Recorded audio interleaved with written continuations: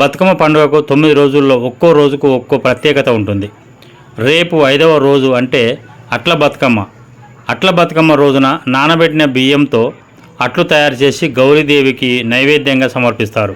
తెలంగాణ వ్యాప్తంగా బతుకమ్మ సంబరాలు అంబరం నడుతున్నాయి.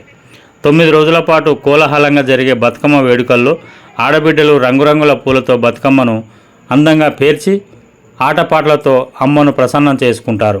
ఇందులో భాగంగానే దుగ్గొండి మండల కేంద్రంలో ఎంపీడీఓ అరుంధతి ఆధ్వర్యంలో మండలానికి చెందిన ఎన్ఆర్ఈజీఎస్ ఫీల్డ్ అసిస్టెంట్లు బతుకమ్మ వేడుకలను జరుపుకున్నారు.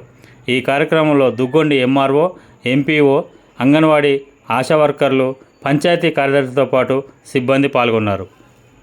ఈ ఛానల్ సబ్స్క్రైబ్ చేయండి, లైక్ చేయండి.